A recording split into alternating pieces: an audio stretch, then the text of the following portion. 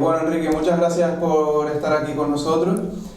Para empezar, nos gustaría preguntarte por ese proyecto de innovación docente que les han dado. Bueno, el premio se otorgó a un proyecto en concreto, un proyecto que se realizó con estudiantes de la Universidad Europea de Canarias, estudiantes de comunicación publicitaria de segundo en concreto, para la asignatura Medios, Soportes y Formatos.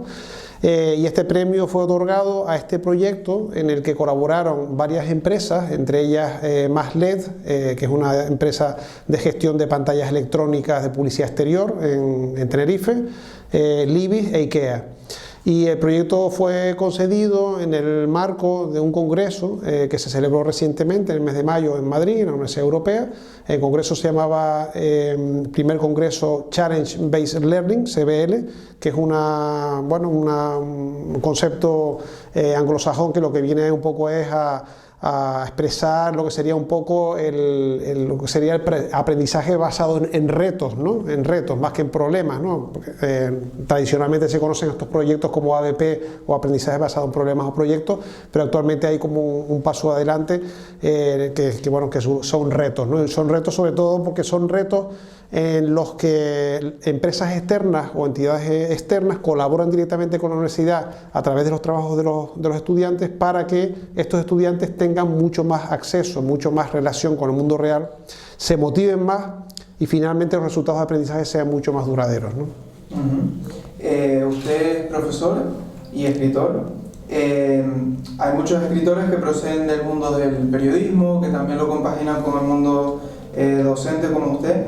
¿Cómo cree que funciona este intercambio entre, digamos, el mundo universitario y la literatura, la parte de la investigación? Sí, la verdad es que todo lo que es la parte de escritura, redacción, investigación, quizás tienen muchos puntos de conexión, ¿no? Por una parte está el mero hecho de ser docente, pues ya muchas veces la mayoría de los profesores, sobre todo los profesores que dedican más tiempo a la docencia, sienten, digamos, una llamada hacia la investigación, ¿no? Y el investigar, pues supone el poder a lo mejor profundizar en un tema y poder publicar en revistas que están indexadas, revistas de impacto, ¿no? Pero al margen de todo eso, que siempre está claro que tiene como mucho peso la vocación que tienen los profesores por enseñar y por poder aplicar esos conocimientos que se investigan también en la enseñanza, es el tema de que el escribir, la escritura, la redacción, también muchas veces el propio profesor siente la llamada, sobre todo los que venimos del campo del periodismo, siente la llamada de la escritura. Yo en mi caso pues sentí la llamada primero de la escritura de ensayo, la escritura de no ficción, y últimamente pues con una primera novela que publiqué pues sentí esa atracción por la ficción, ¿no? Por contar una historia, ¿no? Usted ha estado recientemente en la Feria del Libro de Santa Cruz de Tenerife. ¿Qué libros ha estado presentando allí? ¿El último? Sí, bueno, en la Feria de Santa Cruz de Tenerife del Parque García Sanabria presenté la segunda edición revisada de mi primera novela. Está publicada con Chiado Editorial. El título es La última sospecha de Maestresala. Y bueno, y su argumento se basa en una inspiración que tuve a partir de una investigación de un canal hidráulico, un túnel que se excavó en Praga en el siglo XVI. Entonces utilicé parte de esa trama, digamos, entre comillas, real, de cómo se construyó el túnel, de los personajes que estaban alrededor, por ejemplo, el emperador Rodolfo II, y a eso le añadí una ficción, un argumento con otros personajes nuevos que no existían en ese momento, pero que pudieron coincidir con otros personajes que sí existían, pues para generar un cierto clima de misterio, de investigación, porque la novela un poco combina ese género un poco negro con la parte histórica, ¿no? Usted ha sido entrevistado por Iker Jiménez en Cuarto Milenio. ¿Cómo valora esta experiencia? ¿Cómo fue? La verdad que fue bastante interesante, ¿no? Fue hace ya un tiempo, tuvo que ver con la investigación que yo realicé en su momento alrededor del personaje de Petrus González, el hombre velludo de Canarias, un hombre que nació con una enfermedad denominada hipertricosis lanuginosa congénita y que llamó la atención de los monarcas europeos. Pues este libro de investigación, pues a su vez se dice que el propio personaje, que se casó con una dama de corte, de la corte francesa, fue digamos la catapulta o la espoleta de inspiración de la película La Bella y la Bestia, ¿no?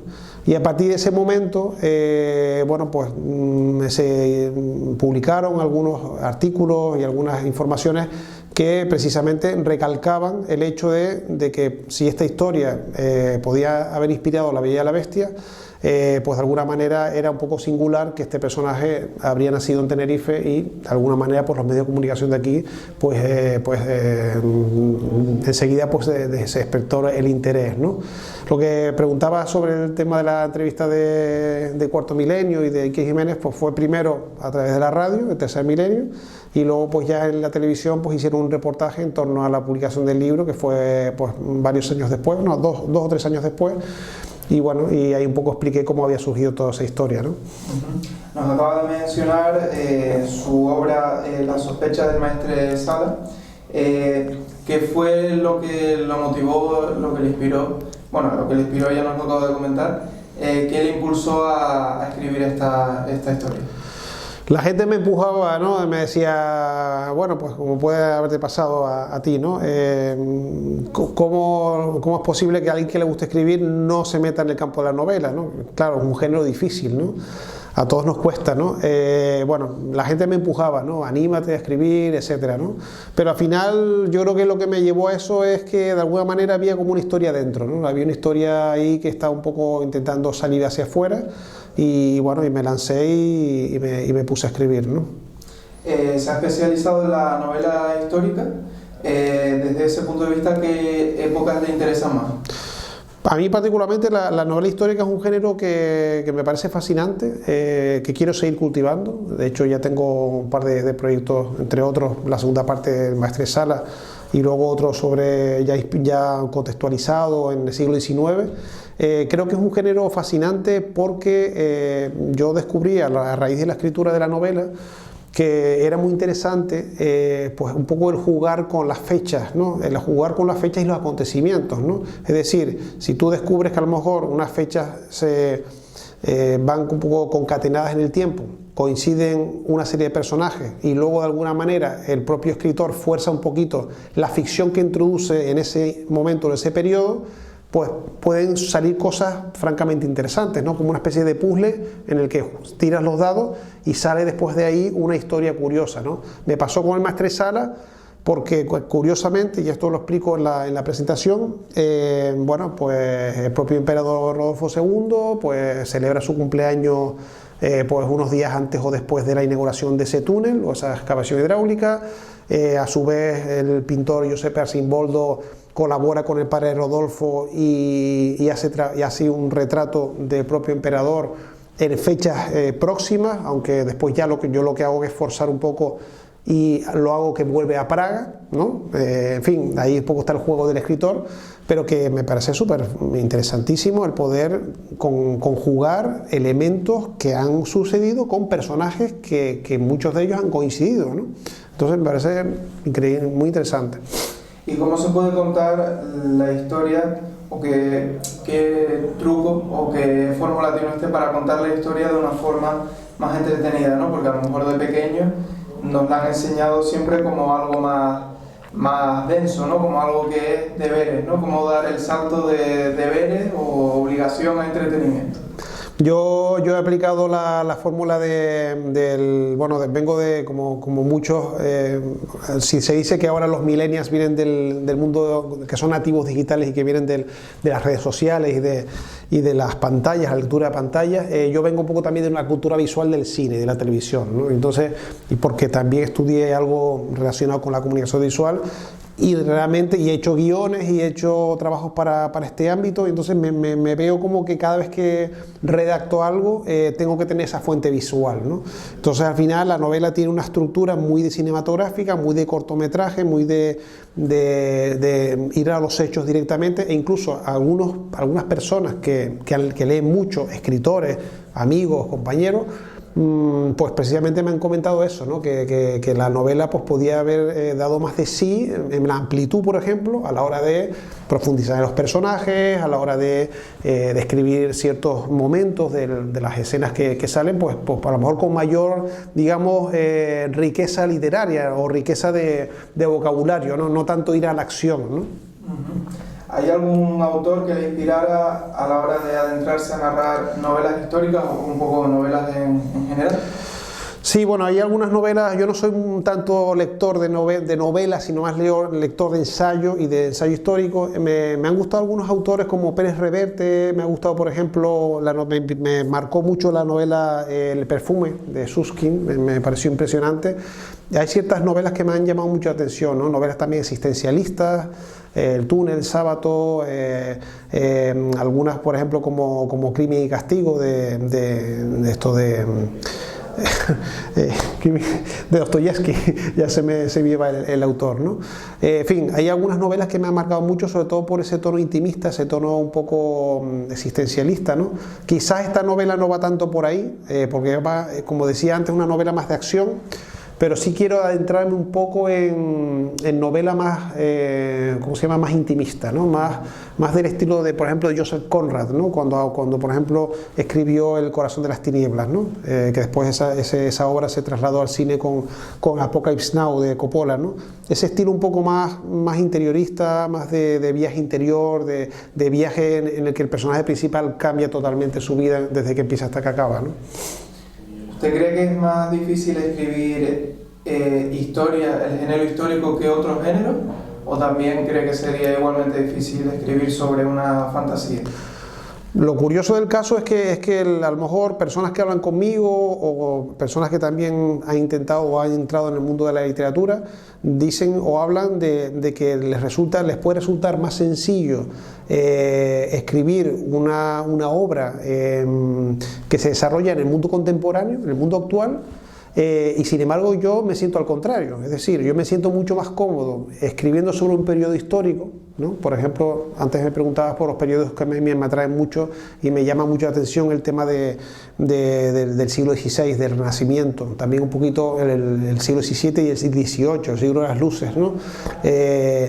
Particularmente me siento muy cómodo ahí también porque he tenido que trabajar mucho en el ámbito de la documentación, porque yo soy un gran aficionado al mundo del maquetismo, y entonces con las maquetas pues quieras que no, pues vas leyendo libros, vas consultando cómo eran los barcos, cómo eran el vestuario de distintas épocas, por eso, ¿no?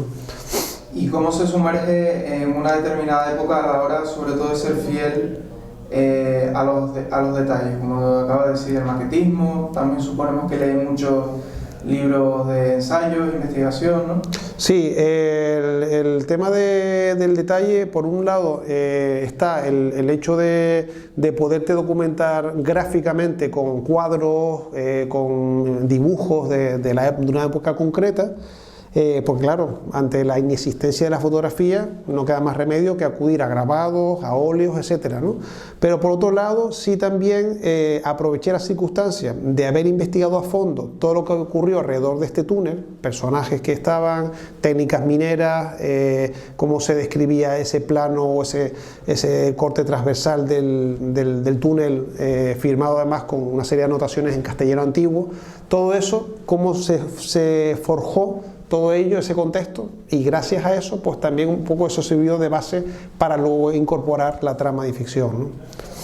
También se dedica a la docencia. ¿Cómo compagina tantas facetas en su vida?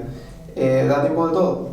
Bueno, eso siempre me lo dice muchas personas que hablan conmigo, y la verdad es que a veces un poco saca el tiempo uno debajo de las piedras, ¿no? Y bueno, realmente la inspiración no viene tan fácil, ¿no? Pero yo creo que también estoy de acuerdo en el dicho ese de que muchas veces el llevar a buen puerto unos objetivos que se pone uno en la vida es un poco ¿cómo es? El 99% o sea, el 1% de inspiración y el 99% de expiración o de trabajo, ¿no? Es decir, hace falta el poner los codos, hace falta el rigor, la rutina, el trabajo, el esfuerzo, porque es que si no, no se llega a ningún lado, ¿no?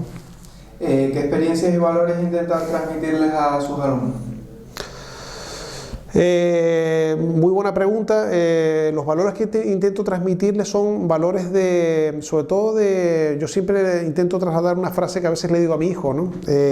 Cultura del esfuerzo y afán de superación o búsqueda de excelencia, es decir, no conformarse con lo mínimo, poder esforzarse y trabajar para llegar un poquito más, ¿no? Y de hecho, normalmente las calificaciones que son más altas en la universidad y en otros ámbitos educativos, como puede ser, por ejemplo, un sobresaliente, una matrícula de honor, al final son muy poquitas las que salen, ¿no? Y salen sobre todo, las que yo valoro más son las personas que se preocupan, que preguntan, que buscan la excelencia, que si hay una actividad voluntaria la hacen, que si hay una posibilidad de subir nota intentan hacerlo, no que se conforman con, bueno, ya probé y ya está, ¿no? ¿Cómo ve el mundo de la literatura en la actualidad? Desde dentro, ¿cómo tiene buena salud? Sí, por supuesto, por supuesto. De hecho, a mí me interesa muchísimo todo lo que concierne al tema también por la docencia en el ámbito de la comunicación publicitaria, ¿no? Me interesa mucho todo lo que son la evolución de los formatos y ahora mismo actualmente lo que se ve y lo que estamos viviendo con mucha fuerza es la convivencia que existe, a pesar de que se decía que el libro impreso no iba a continuar, etcétera, la convivencia que existe entre el formato en papel, que sigue siendo el motor por ejemplo, en España de las editoriales, y luego los libros electrónicos que, por supuesto, están funcionando muy bien, ¿no? Entonces creo que el sector está muy vivo. España sigue siendo uno de los países de Europa, incluso del mundo, con mayor número de publicaciones mensuales, y eso se nota, ¿no? ¿Qué nos puede adelantar de sus próximos proyectos? Bueno, como decía antes, tenía en mente un poquito un medio argumento esbozado de cómo sería la segunda parte de la última sospecha del Maestresala, en la que se explica un poquito, digamos, el background o algunas partes que quedaron un poco a medias o solo sugeridas en la primera parte, sobre todo con los dos personajes principales, con Román y con su enamorada, ¿no? Y luego, por otra parte, tengo un proyecto relacionado con una expedición científica de la Royal Navy que se llevó a cabo, a finales del siglo XIX y que se hizo en barco. Me pareció muy interesante un poco este proyecto y un poco darle una forma de ficción, y creo que ahí estoy un poco en la fase de documentación previa, ¿no? También ha escrito sobre crítica de cine. ¿Qué nos puede contar sobre esta faceta? La crítica de cine es algo que un poco nació conmigo, con mi forma de escribir casi desde los inicios, porque yo empecé a publicar en 1988, antes de acabar la carrera, en el periódico Diario Aviso, y publiqué, pues, yo creo que han sido como 300 o 400 críticas hasta el año 2010-2011, que ya paré porque me dediqué a otras cosas, pero en varios periódicos incluso de aquí, de Canarias, y luego trasladé una parte de esas críticas, una selección, a un libro que publiqué en 2011, y también hablé un poco de la importancia de lo que es la faceta de investigar en el ámbito cinematográfico, sobre todo porque actualmente se dan condiciones un poco curiosas, ¿no?, con respecto al acceso de los espectadores a las salas, ¿no?, y al cine en sí mismo, ¿no?, aparte de todos esos debates que hay actualmente sobre si el cine realmente ha muerto, entre comillas, o no, por el auge de las series de televisión, ¿no? Pero sí es una cosa importante, que es el tema de la coparticipación, ¿no?, de cómo actualmente en las redes sociales, en las plataformas digitales, conviven aportaciones o comentarios de personas que son perfectamente válidos, que serían como críticas de cine complementarias a las críticas de cine oficiales, digamos, y que, bueno, el mundo de la crítica de cine pues también se ha transformado totalmente, ¿no? Y ya por último, ¿la figura de Tomé Cano es la que más le ha impactado en su vida profesional como personaje histórico? Como personaje histórico ahí tengo como tres, digamos, ¿no?, que están por un lado Tomé Cano, por otro lado Petrus Gonsalvo, el hombre velludo, y por otro lado un poco el emperador Adolfo II, que también me marcó y aparece en la novela. Creo que los tres me han aportado algo, ¿no? Los tres me han aportado algo, y bueno, quiero seguir de alguna manera indagando, porque quizás salga alguno canario también, algún otro personaje canario que pueda también ser objeto de mi interés en un futuro, ¿no? Pues bueno, muchas gracias, y gracias. No sabemos si quiere comentarle algo más a nuestros lectores, alguna firma, algo concreto que les quiera comentar. Bueno, decirles que ya la obra, la segunda edición del Maestresala, ya está a disposición de todos, tanto electrónicamente como impreso. El libro impreso se puede conseguir en librería Lemus, y encantadísimo de que puedan acceder a él. Muchas gracias. Muchas gracias.